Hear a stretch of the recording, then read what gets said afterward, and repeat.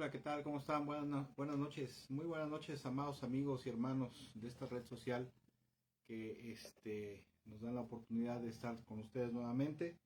Y bueno, en esta noche es un verdadero gusto y placer poder estar nuevamente con ustedes para una acostumbrada reflexión bíblica, ¿verdad? Que nosotros tenemos, así tenemos el privilegio de poder compartir con ustedes. Gracias a Dios, ¿verdad? Gracias al Señor. Y bueno, en esta noche, como de costumbre, quisiera, quisiera compartir, le decía yo, una reflexión bíblica que pues Dios ha puesto en nuestro corazón para esta noche. Y el título de la reflexión bíblica es Los amados del Señor. Y bueno, antes de empezar, quisiera que oráramos, por favor, quisiera que pusiéramos este tiempo en manos de Dios, ¿verdad? Y bueno, vamos a poner este tiempo en manos del Señor, vamos a orar brevemente y vamos a pedirle al Señor que esté con nosotros, ¿verdad?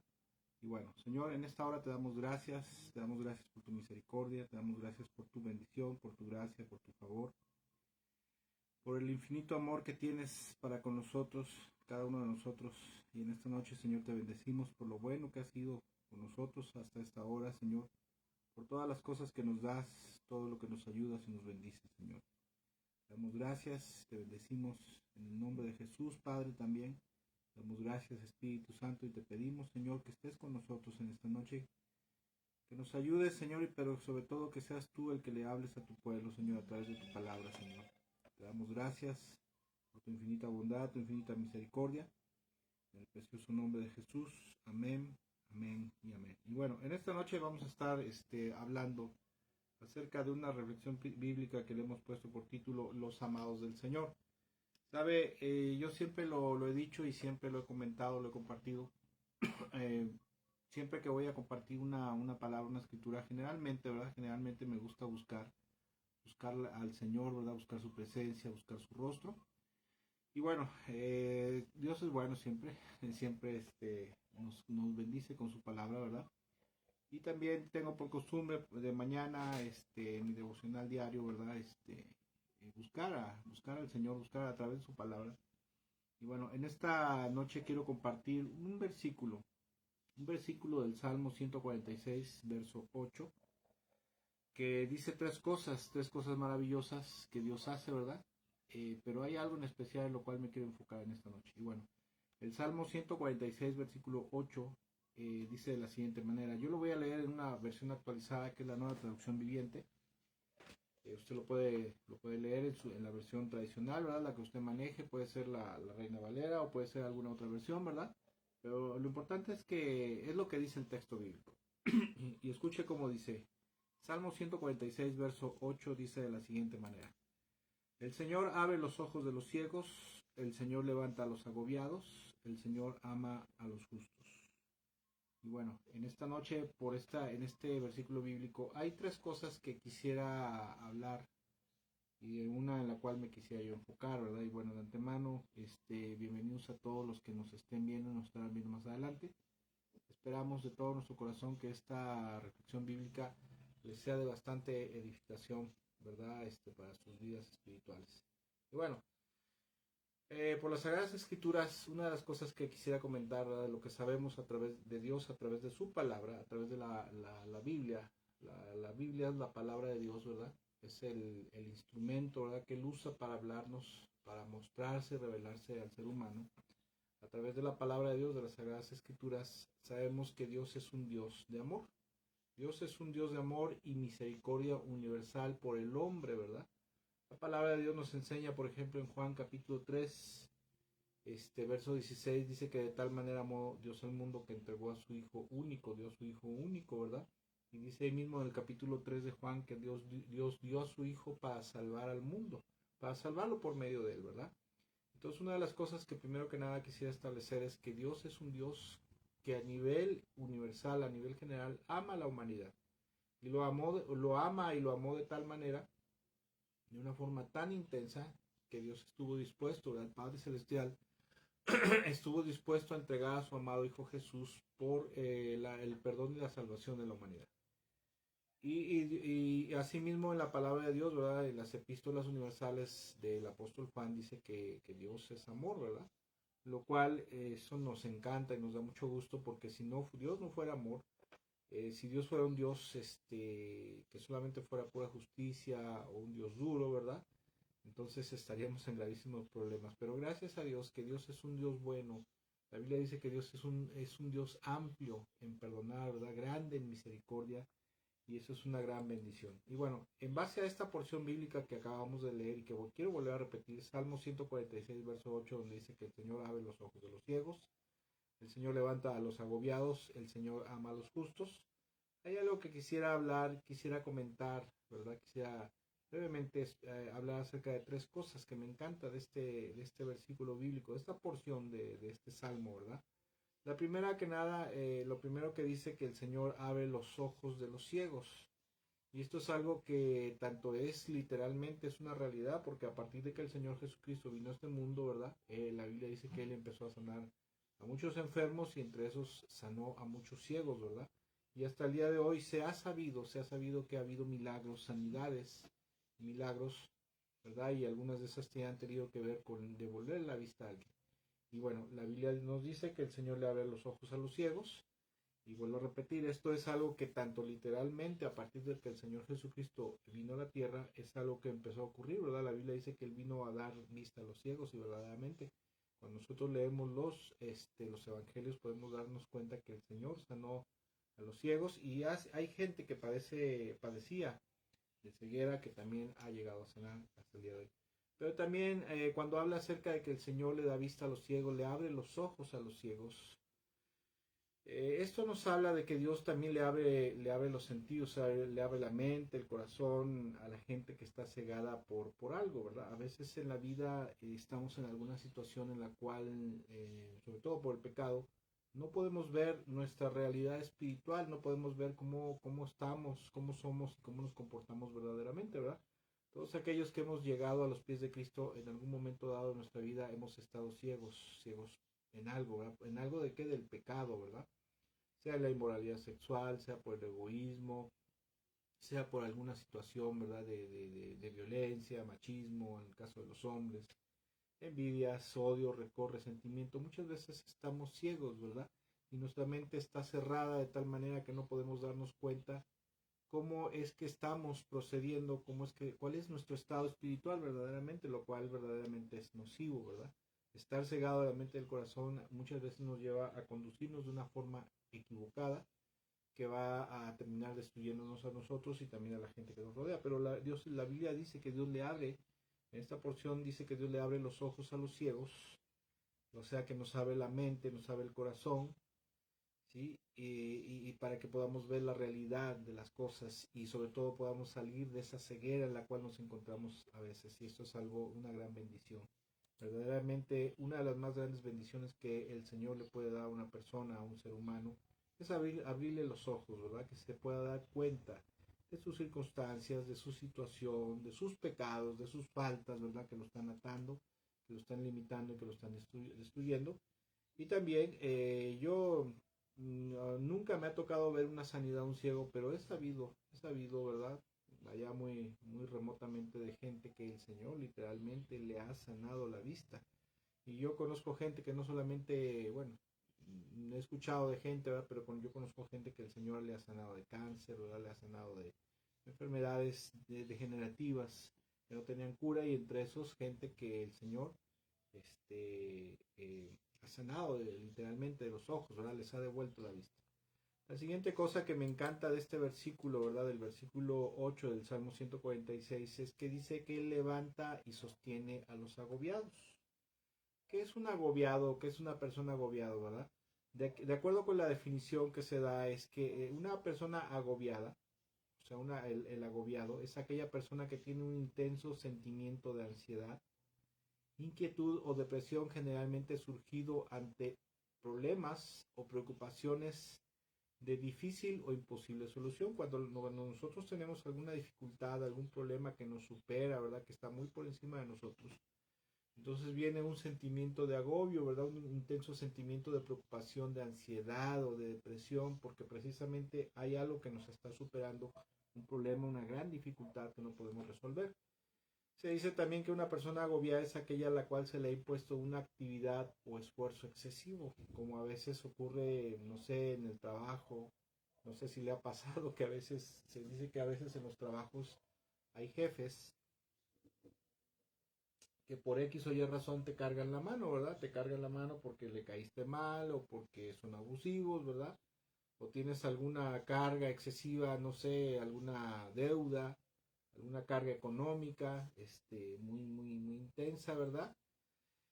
Un esfuerzo excesivo, ¿verdad? Hay veces que tienes que hacer grandes esfuerzos para conseguir cosas necesarias para tu vida, más allá de lo que tú, de lo que tú puedes hacer, ¿verdad? Conozco gente y gente adulta, adultos mayores que a veces los he visto, ¿verdad? Que vienen ahí cargando un rollo de leña, ¿verdad? Y vienen agobiados bajo el peso de esos rollos de leña. De hecho, hay una señora que cerca de aquí donde yo vivo, que de vez en cuando la veo que viene cargando un rollo de leña, una persona ya, un adulto mayor, ya grande, ¿verdad? Viene cargando su leña para hacer su lumbre y se ve que viene precisamente agobiada, viene haciendo un esfuerzo excesivo, ¿verdad? Y como se dice la definición de una persona agobiada es aquella que se le ha impuesto una actividad o esfuerzo excesivo a la que se le preocupa, es también aquella persona a la que se le preocupa gravemente con algo o a la que se le causa gran sufrimiento. ¿Cuántas veces en la vida tenemos preocupaciones por algo, verdad, muy fuertes? Estamos agobiados por la preocupación, estamos, nuestra alma, nuestro espíritu está agobiado, verdad, está entristecido sobremanera por un gran sufrimiento, la pérdida de de un familiar, verdad, alguna dificultad, problemas con los hijos, en el matrimonio, verdad. Y Dios dice en su palabra, Dios dice en su palabra que el Señor levanta a los agobiados, ¿verdad? Sostiene, levanta a los agobiados, aquella persona que está sufriendo, y no solamente los levanta, sino los saca de su agobio. Algo así como, por ejemplo, los israelitas que estuvieron 430 años cautivos, dice la Biblia, en Egipto, y después el Señor llegó a rescatarlos con mano poderosa. ¿Por qué? Porque si hay alguien que es experto para resolver situaciones imposibles, imposibles precisamente es Dios, precisamente es el Señor Jesús. Si usted lee los evangelios se va a dar cuenta que el Señor, cada vez que se encontraba con una persona que tenía una dificultad extrema, un problema de salud, ¿verdad? Como por ejemplo los ciegos cuando se los encontraba, que le rogaban, le suplicaban. Imagínense estar ciego, ha de ser una situación tremendamente agobiante, muy agobiante para una persona. La muerte de un familiar, como cuando dice la Biblia que el Señor venía con sus discípulos y se encuentra dice que venían saliendo de una aldea, la aldea de Naín, viene saliendo un cortejo fúnebre e iban a enterrar a un joven. Sí, iba la madre del joven y dice que era hijo único y esto era una gran tragedia allá en tierras palestinas porque las mujeres no podían trabajar, no podían negociar, no podían comerciar, simplemente eran dependientes de los varones. Y si esta era una mujer viuda y su único hijo, ¿verdad? Su único hijo varón se había muerto, pues esto era más trágico para ello, ¿verdad? Pero cuando podemos ver ahí en la historia se llama Jesús resucita al hijo de la viuda de Naín. Usted puede buscar en los evangelios, dice que el Señor tiene misericordia, se acerca al féretro, ¿verdad?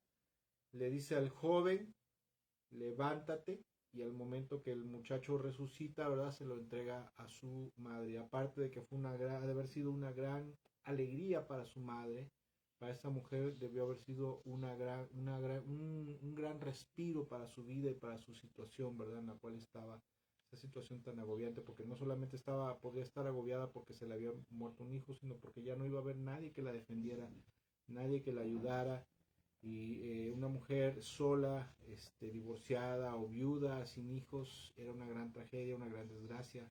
No es como en la actualidad que las mujeres pueden trabajar, ¿verdad? Las mujeres pueden autoemplearse, pueden subsistir. En aquellos entonces no era así. Por eso la palabra de Dios nos enseña que el Señor, ¿verdad? Sostiene, levanta a los agobiados, y no solamente los levanta en su interior, en lo moral, sino también te saca adelante de tu situación, porque verdaderamente si hay algo que yo puedo decirle y que verdaderamente a lo largo de 24 años, 25 aproximadamente de conocer a Cristo Jesús, de conocer a Dios, es que el Señor siempre que hemos estado agobiados, nosotros al menos en lo personal, el Señor siempre nos ha levantado, ¿verdad? Nos ha fortalecido en nuestro ser interior, porque no hay nadie, ¿verdad? Por muy cristiano que seas, que no llegue un momento en el cual te sientas agobiado. Mentira aquel que dice, no, yo soy el super cristiano, que yo no me agobio por nada, yo siempre confío en el Señor. No siempre va a haber o puede haber algo que nos desmoralice, que nos haga sentir muy afligidos, muy atemorizados, muy cargados en nuestra alma, en nuestro corazón.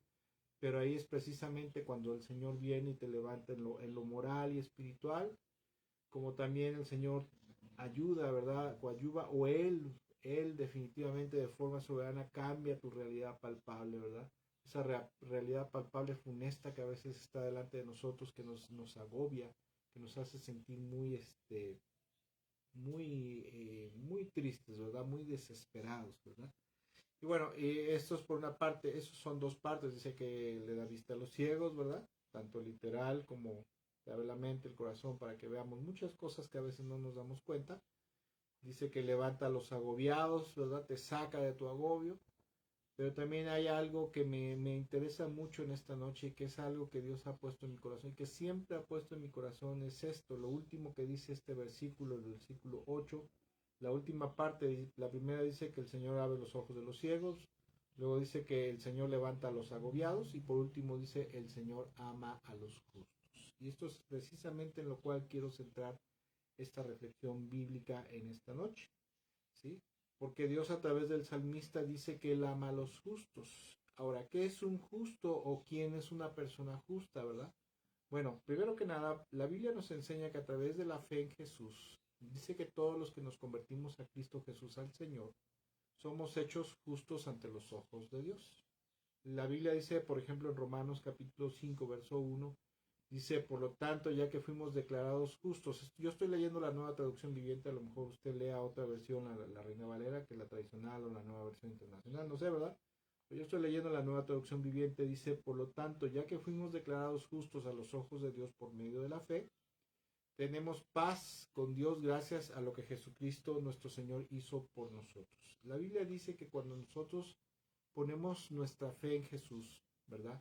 Ahora, ¿qué es poner la fe en Jesús bíblicamente? Actualmente se piensa que poner la fe en Jesús tiene que ver solamente con creer y confiar en Él. Pero bíblicamente, la fe bíblica, tener fe en Jesús, es más que confiar totalmente, más que creer plenamente en el Señor, sino es también ser una persona que se somete totalmente, que se rinde totalmente para hacerlo tu amo y Señor, tu Señor y tu Salvador, y obviamente obedecerlo, ¿verdad? Y esto dice la Biblia que cuando creímos en Jesús, cuando pusimos nuestra fe en Jesús, dice que en ese momento fuimos declarados justos a los ojos de Dios. Otras versiones dicen que cuando dice que fuimos justificados, ¿verdad? Como es la Reina Valera, o declarados justos, significa que fuimos declarados inocentes o libres de culpa cuando creímos en Jesús, ¿verdad? ¿Por qué somos declarados justos, inocentes, libres de culpa ante los ojos de Dios por creer en el Señor Jesucristo? Bueno, primero que nada porque uno atiende al llamado de Dios al arrepentimiento, ¿verdad? Y al volvernos. El Señor Jesús cuando vino a la tierra lo primero que hace, ¿verdad? Es decir, en sus primeros sermones, sus primeros mensajes, es decir, arrepiéntanse, porque el reino de los cielos se ha acercado, ¿verdad? Vuélvanse a Dios. Volverse a Dios tanto en fe como en obediencia, ¿verdad? Volverse a guardar sus mandamientos, ¿verdad? Entonces, la persona se convierte justa ante los ojos de Dios porque atiende el llamado de Dios al arrepentimiento y a volverse a Dios. Es uno justo también porque nos arrepentimos de todo corazón de nuestros pecados y nos disponemos a no volver a pecar contra Dios, hacerles fiel, serle fiel y obedientes a Dios, Cristo Jesús, y porque también pues, somos declarados justos porque obedecimos su voluntad. Escuche, esto es algo muy importante, porque mucha gente cree en el mundo, cree en Dios, pero la Biblia dice que la voluntad del mismo Señor Jesús dijo que la voluntad de Dios es que creyéramos. En Juan capítulo 6 dice que la voluntad de Dios es que creyéramos en aquel al que Él había enviado, o sea, a su Mesías, al Salvador que había enviado al mundo, ¿verdad? Cuando nosotros obedecemos también la voluntad del Padre de hacer a Jesús nuestro Señor, nuestro Salvador y depositar toda nuestra fidelidad obediente, nuestra fe obediente en Cristo Jesús, en ese momento el Padre nos considera justos, o sea, inocentes, libres de culpa, por haber hecho principalmente estas cosas. Esto es parte de la justicia de Dios, ¿verdad? Pero más allá de ser hechos justos o justificados ante Dios por la fe en Jesús, la Biblia dice, y lo digo así literalmente, que Dios ama a los justos. ¿Nos ama por haber creído en Jesús? Sí, claro que sí. Pero ¿qué es un justo? ¿O qué es una persona justa? Bueno, la palabra justo en el Antiguo Testamento es la palabra hebrea sadik. Un sadik es una persona precisamente justa. Sadik significa justo, ¿sí? Significa derecho, recto, inocente, una persona sin culpa. Inocente, ¿por qué? Porque es una persona que no peca contra Dios, ¿verdad? Que no hace lo malo, que no peca contra Dios y contra el hombre, ¿verdad? Una persona sin culpa. ¿Sin culpa de qué? De pecados. Y sobre todo justo, principalmente su esencia es de una persona que procede con justicia. Con justicia, con rectitud, con honestidad, con la gente que le rodea y obviamente con Dios, ¿verdad? Y Dios dice que a ese tipo de gente, al tipo de gente que es recta, que es justa, que es honesta, que procede con justicia, Dios dice en su palabra que a esa gente es a la que Dios ama, ¿verdad? Dios ama a las personas que son rectas, a las personas que proceden con justicia, ¿sí? Que son equitativos, rectos y honestos en todos sus caminos. Y a ese tipo de gente es a la que Dios no solamente ama, sino que le agrada que estén cerca de él, ¿verdad? Le agrada tener cerca de sí mismo. Eso es algo muy importante que nosotros como cristianos debemos de entender. Debemos de entender que al Señor, escuche, le encanta convivir a diario con gente que es justa, que es recta en todos sus caminos, en su forma de ser, en su forma de vivir, en su forma de pensar, en su forma de actuar, en su forma de hablar, ¿verdad? En sus sentimientos, ¿sí? Y obviamente a quien no le agradaría o a quien no le agrada vivir con un tipo de gente así, porque la gente cuando es recta, cuando es honesta, cuando es justo, ¿verdad? Cuando sabes que una persona no es deshonesta, ¿verdad? Sino que es todo lo contrario, que es honesto y justo, son personas con las cuales todo el mundo quiere convivir, ¿verdad? La gente recta y justa, justa y recta, siempre, escuche esto, siempre va a ser una gran bendición para todos aquellos que le rodean porque nunca les van a causar un daño o un perjuicio, o les harán algo indebido, o inclusive hablarán mal de ellos, por ejemplo, ¿verdad? Porque una persona que es justa, que es recta, que es honesta, recta en sus caminos, inclusive nunca va a hablar mal de la gente que le rodea, de sus amigos. ¿Cuántas veces conocemos a gente que diciéndose religiosa o diciéndose cristiana, pues habla mal de sus amigos, habla mal de la gente y obviamente eso no tipifica a una persona justa? Y bueno, decía yo que con ese tipo de gente, con la gente justa, con la gente recta, es muy agradable y benéfico convivir y tratar a diario con ellos. Y es por eso que el Señor, ¿verdad? Que el Padre, que el Espíritu Santo, dice en su palabra que Él ama a los justos, ¿verdad? Aquellos que son benignos en su forma de vivir y de convivir con los demás. ¿Sí? Dios ama a la gente que es verdaderamente nos ama cuando somos justificados delante de Dios, cuando somos declarados justos ante los ojos de Dios por haber creído en Jesús y habernos arrepentido, sí. Pero más allá de eso, escuchen, más allá de eso, el cristiano no se debe de quedar en esa etapa espiritual, en ese instante de su vida, sino que más allá el cristiano debe de vivir verdaderamente el resto de su vida en una forma de vida justa. O sea, ser un justo, una persona recta, honesta, ¿sí? Y por eso Dios ama a la gente. Y como pueblo de Dios, esto es algo que debemos grabarnos aquí muy bien en la cabeza, que no solamente debemos de considerarnos justos por haber creído en Jesús y haber entregado nuestra vida al Señor Jesucristo, sino que debemos de entender que lo que Dios más desea es que seamos justos, rectos, honestos, ¿sí? Que procedamos con justicia en nuestra manera de vivir y de convivir con los demás. Que es una persona justa simplemente el que no hace lo malo. Simplemente. Eso es una persona justa. El que procede con justicia es el que no hace lo malo. Y aparte de que al justo, escuche, aparte de que con una persona es justa y procede como al Señor le agrada, o sea, vive como al Señor le agrada, vivir de acuerdo a su voluntad, a esa persona, la palabra de Dios enseña que a eso les muestra su favor, ¿verdad? Que al Señor le gusta que la gente justa, recta, honesta, inocente, limpia de manos, ¿verdad? Dicen los salmos. Dice, ¿quién habitará en tu presencia, verdad? al limpio de manos, al de corazón puro, a ese puede estar en tu presencia, dicen los salmos, ¿verdad? Porque si, ahora escuche, ¿por qué le agrada al Señor? Precisamente porque aparte de eso también una persona justa es como Dios. Dios no solamente es amor, Dios también es justo, es justicia, ¿verdad? Y a Dios le agrada convivir con gente que son semejantes a Él, ¿verdad? Ahora, de lo contrario, si una persona no es justa, no es recta, no es honesta, sino que es todo lo contrario, ¿verdad? El polo opuesto a ser justo, a ser recto, a proceder con justicia. Escuche lo que Dios dice en su palabra, ¿verdad? Dios dice esto en su palabra en el Salmo 5, versículos 4 al 5, dice lo siguiente. Dice, tú no eres un Dios que se complazca en lo malo. A Dios no le agrada la maldad, ¿sí? A Dios no le agrada el pecado, a Dios no le agrada que la gente proceda con injusticia, con falta de rectitud, de honestidad. Dice, tú no eres un Dios que se complazca de lo malo. Y escuche lo que dice a continuación, el versículo 4, a tu lado no tienen cabida los malvados. Versículo 5, no hay lugar en tu presencia para los altivos, pues aborreces a los malhechores. Mucha gente, yo he escuchado mucha gente que dice que Dios no aborrece a nadie, ¿verdad? Precisamente que como Dios es amor, Dios no puede aborrecer a nadie. Y la palabra de Dios nos enseña, inclusive en Proverbios, dice, hay 7 cosas que el Señor aborrece, ¿verdad?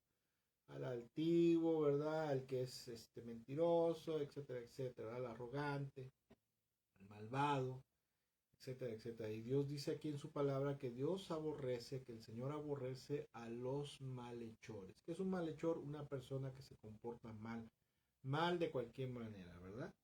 Y un malvado, escuche, eh, no es solo aquel que, por ejemplo, es un asesino. Normalmente cuando nosotros pensamos en una persona malvada, en un malhechor, una gente que es mala, que es maligna, que es perversa, pensamos, por ejemplo, en un asesino, en un violador, un adúltero o un ladrón. Pero en los estándares de justicia divina, ante los ojos del Dios puro y santo de los cielos, o sea, del Padre, Hijo y del Espíritu Santo, un malhechor, un malvado es todo aquel que es un hacedor de cualquier obra de maldad. Es cualquier persona que practica cualquier clase de pecado, cualquier clase de maldad, ¿verdad? Todo aquello que va en contra de la justicia y de la bondad, ¿verdad? De la benignidad. Ante los ojos de Dios un malvado es aquel que es deshonesto, que es injusto, que procede incorrectamente de cualquier manera en su manera de vivir, de verdad, de comportarse. Es una persona que es mal portada, que es, por ejemplo, rebelde, mentiroso, corrupto, en fin, que hace cualquier cosa mala, ¿verdad? A lo mejor es manipulador, a lo mejor le gusta hablar mal de la gente, a lo mejor le gusta insultar, le gusta maltratar con sus palabras a la gente, etcétera, etcétera. Eso es un malvado ante los ojos de Dios. Es todo aquel que hace todo lo contrario a la justicia. Pero escuche una cosa. El problema con esto de que a veces no entendemos bien los estándares de justicia divina, y sabe por qué, desgraciadamente, yo me he dado cuenta a lo largo de los años que llevo de conocer de Dios y de conocer de la palabra del Señor, es que a veces, por un lado, el pueblo de Dios está en una gran ignorancia. Muchos sectores del mundo evangélico, ¿verdad? Del cuerpo de Cristo, se han centrado en ciertas porciones de la Biblia, en ciertas partes de las Sagradas Escrituras, y se han enfocado mucho ahí, por ejemplo, en la teología de la prosperidad, en la predestinación, la teología de los pactos y cosas denominacionales, ¿verdad? Cosas sectaristas, prácticamente. Y muchas veces al pueblo de Dios no se le enseña todo el contexto, todo el consejo de Dios, ¿verdad? Y mucha gente, por eso muchas veces no tenemos una idea clara de cuáles son los estándares espirituales de justicia de Dios, ¿verdad? Y esto causa que muchas veces los evangélicos tengamos a veces nuestros estándares de santidad y pureza muy por abajo de la norma que Dios marca en su palabra. Y escuche, a lo largo de los años yo he aprendido que seguir a Cristo es Dios, y como Dios es amor, pero también es puro, es santo y es justo, ¿verdad? Porque Él es Dios, ¿sí? Él es divino. Y muchas veces los evangélicos, los cristianos evangélicos, tenemos nuestra norma de santidad, ¿verdad? Nuestros estándares de santidad, de pureza, de amor, de misericordia, muy por abajo de lo que Dios nos muestra en su palabra. Y a veces decimos, es que es muy difícil seguir a Cristo, es que es muy difícil guardar la palabra del Señor, ¿verdad? Y no es cierto. El mismo Señor Jesucristo dijo que su palabra no era difícil, sus enseñanzas, sus mandamientos no era algo difícil de llevar, ¿verdad? Dice, mi yugo es ligero, mi carga es ligera y mi yugo es fácil de llevar, ¿verdad? Sino que a veces por un lado, por ignorancia, no queremos guardar sus enseñanzas, no queremos guardar sus mandamientos, y por otro lado, muchas veces por egoísmo, ¿sí? Porque no queremos pagar el precio del discipulado, no queremos sufrir a lo mejor, o no queremos a lo mejor bajarle a nuestro ego, nuestro orgullo, nuestra arrogancia, nuestras conveniencias personales, no queremos soltarlas. Y por eso muchas veces diluimos la pureza, la santidad y la justicia de Dios en nuestros estándares personales, ¿verdad? Y desgraciadamente muchas veces el pueblo de Dios tiende a tolerar y a justificar la malicia. ¿Y qué es la malicia? Es la maldad, ¿sí? La iniquidad, la deshonestidad, la injusticia, etcétera, etcétera. Y a veces decimos, ¿verdad? Decimos, bueno, si alguien es adúltero, golpeador, ladrón o corrupto, entonces, si es malo. Pero si alguien es un mentirosillo, ¿verdad? Y una persona media rebelde, una persona que es media terca, o a veces es deshonesto, o a veces es medio inmoral, le gusta ver cosas indebidas en el internet, ¿verdad? Cosas inmorales, ¿verdad? Entonces no es tan malo, es pasable porque tendemos a veces a agarrar clichés religiosos y bueno, es que Dios está tratando con esa área de su vida. Mire, cuando yo llegué a los pies de Cristo, yo jamás y nunca comprendí por qué decían eso, porque yo cuando me convertí a Cristo, de ir en una dirección de pecado totalmente de perdición, cuando yo me arrepentí después de haber un tiempo de haber conocido del Señor, leído su palabra, ¿verdad? Me arrepentí totalmente después de haber ido en una dirección de pecado. En ese mismo día, en ese momento decidí arrepentirme y volverme a Dios, ¿sí? Y empezar a vivir en la santidad y justicia de Dios. Hoy en día se dice, bueno, es que mira, tú acércate a Cristo y en el camino Dios te irá cambiando. Yo nunca he entendido por qué la gente dice eso, ¿verdad? Y por esas malas enseñanzas muchas veces la gente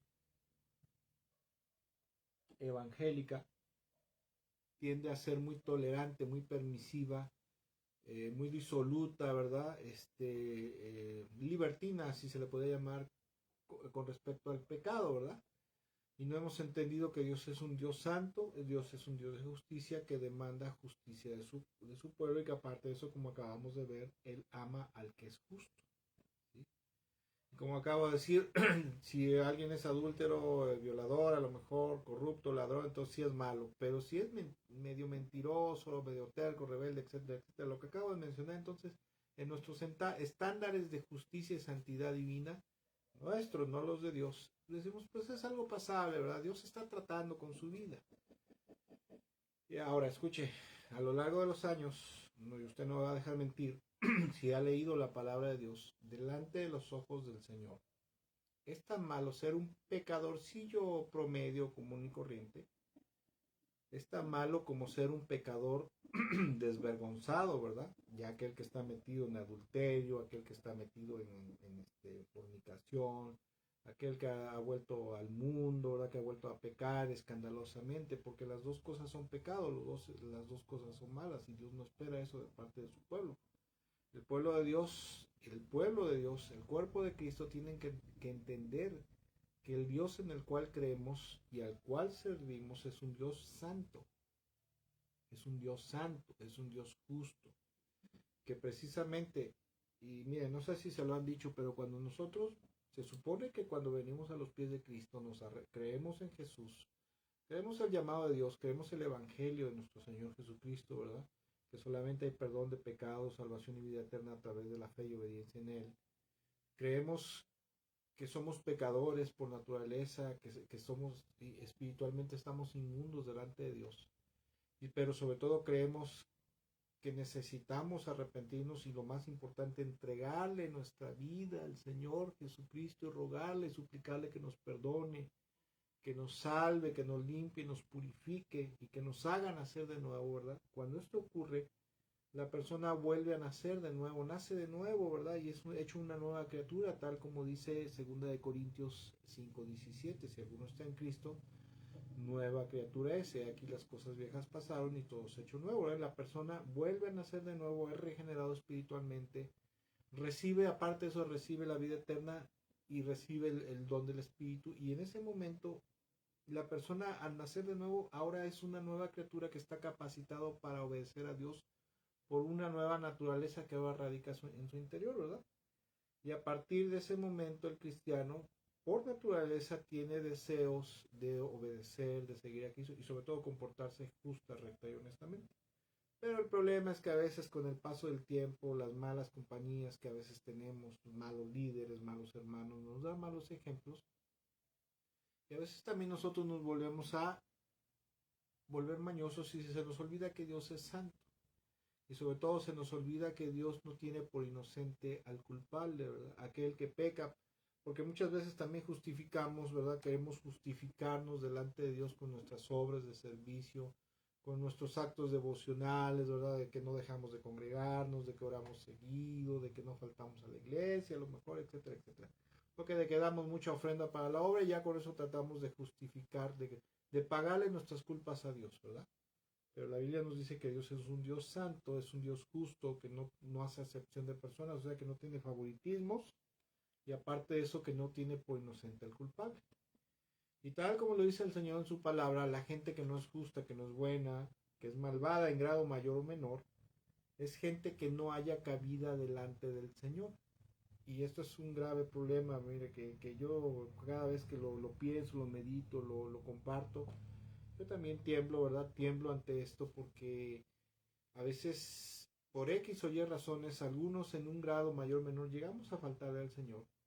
Y muchas veces, lejos de caer de rodillas delante de Él, de caer ante su presencia, arrepentidos, abrumados verdaderamente, dolidos en nuestro corazón por haberle fallado y obedecido, muchas veces pasamos por alto eso y como si no hubiera pasado nada, ¿verdad? Como si no hubiéramos hecho nada delante del Señor y se nos olvida que la gente malvada, la gente pecaminosa, la gente pecadora, el pecador empedernido, porque escucha, hay pecadores empedernidos que no precisamente son pecadores escandalosos, de pecados escandalosos, sino hay mucha gente que, por ejemplo, es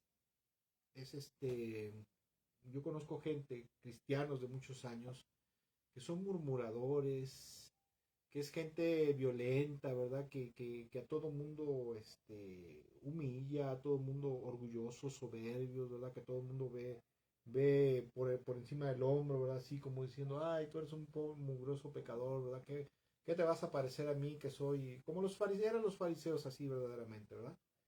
Y hay pecados que no son aparentemente, que no son escandalosos, pero que son muy graves delante de Dios. Por ejemplo, el orgullo, la soberbia. Hay algo que se le llama, no sé por qué se le llama así, pero el orgullo espiritual, ¿verdad? El orgullo religioso. Habemos personas que a veces, entre más conocemos de Dios, entre más conocemos de Cristo, nos sentimos más que la gente, ¿verdad? Hay gente, por ejemplo, que Dios le da mucho conocimiento, mucho entendimiento, sabiduría, dones espirituales, dones de poder, etcétera, etcétera.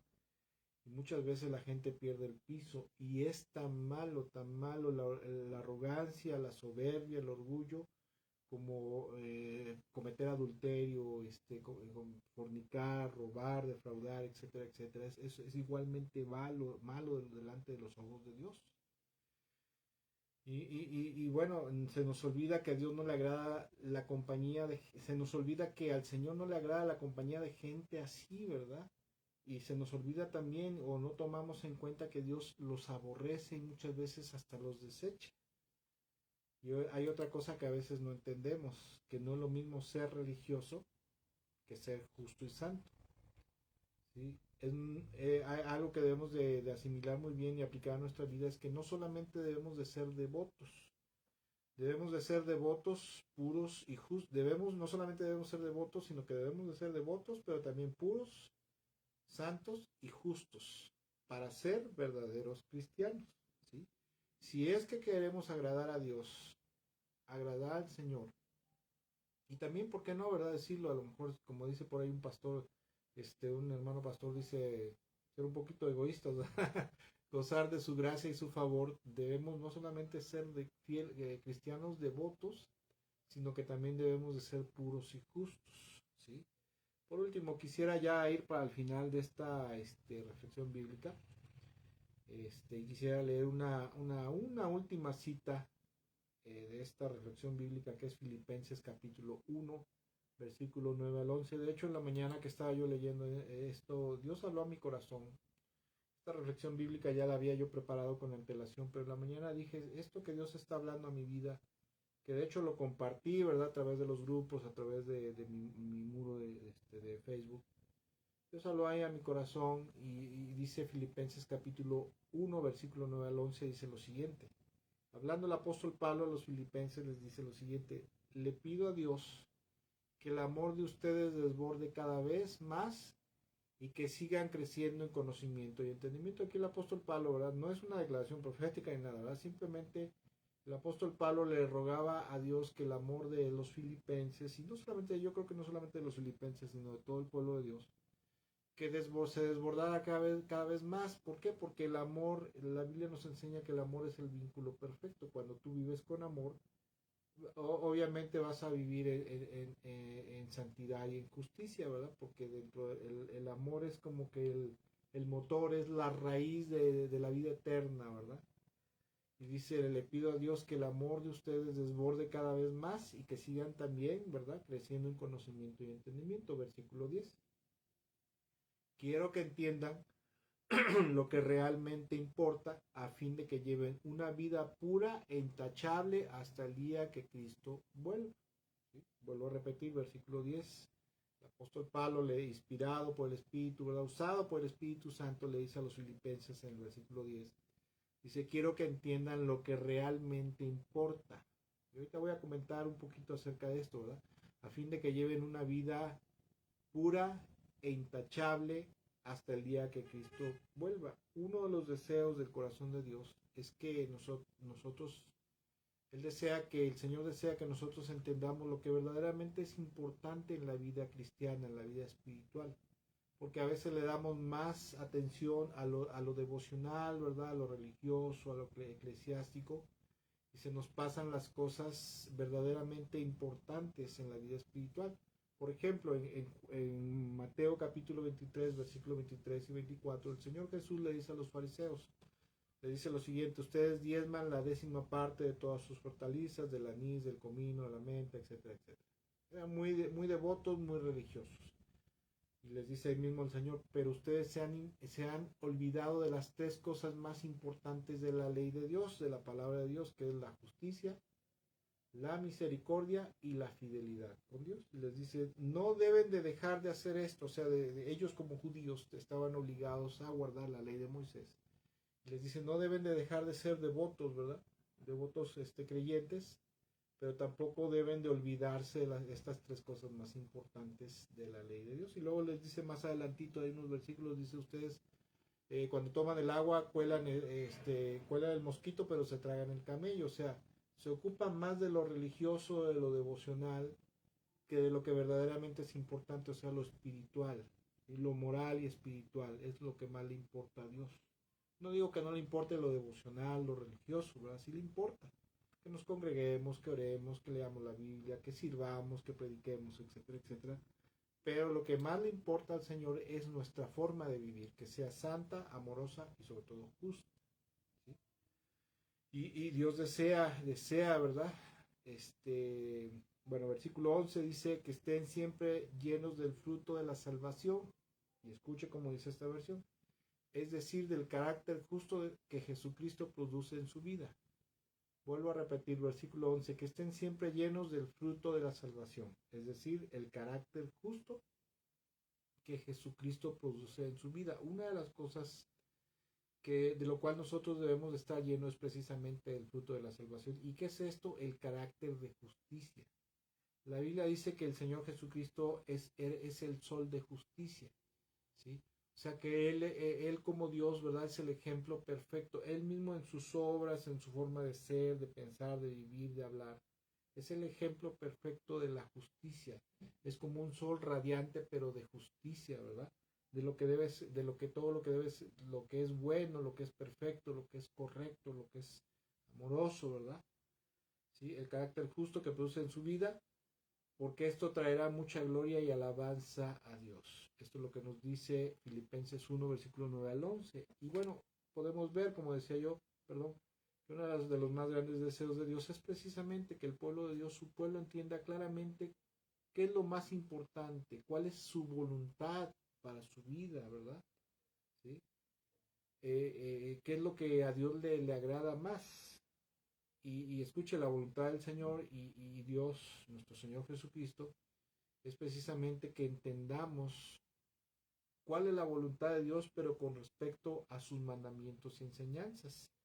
Porque mire, muchas veces hoy se enseña, ¿no? Se enseñan los devocionales, se enseñan los cursos, se enseñan los discipulados, que busquemos la voluntad de Dios para nuestra vida, ¿verdad? Pero principalmente enfocándonos en qué Dios quiere que haga, qué Dios quiere que sirva, ¿verdad? En qué Dios quiere que trabaje, con quién Dios quiere que me case, ¿verdad? Qué quiere que haga en mi negocio, en mi casa, en mi hogar, ¿verdad? Busca la voluntad de Dios por encima de todas las cosas, ¿verdad? Y ponte a orar para que Dios te revele qué tienes que hacer, ¿verdad? Qué tienes que comprar, dónde tienes que vivir, qué casa tienes que adquirir, etcétera, etcétera. Normalmente hoy buscar la voluntad de Dios se enfoca en ese rubro, pero eso está mal, porque lo que Dios desea es que nos enfoquemos a buscar, ¿sí?, su voluntad, pero la voluntad que está plasmada en las Sagradas Escrituras, o sea, que es verdaderamente lo más importante que Dios desea para nosotros. Y esto es obviamente tener una vida santa, justa, recta y amorosa, misericordiosa. Y una vez que entendamos esto, el Señor desea que al entenderlo, ese entendimiento que tenemos de su voluntad, de su palabra, de sus enseñanzas y mandamientos de vida eterna, se refleje en nuestra forma de vivir como una vida que verdaderamente está llena de su presencia, ¿sí? Una vida que está llena de su presencia, que se va a manifestar en un carácter justo y misericordioso a través de acciones de amor, de bondad, de justicia, de honestidad, de verdad, de compasión, etcétera, etcétera, ¿verdad? Fuera de eso, lo demás es devocional. Al Señor lo que más le interesa es que nuestra vida esté llena de su presencia, de su carácter y que se manifieste en estas acciones, actos de justicia, de bondad, de misericordia. Fuera de eso, en el mundo cristiano, el mundo evangélico, ¿verdad? Lo demás es devocional, es religioso.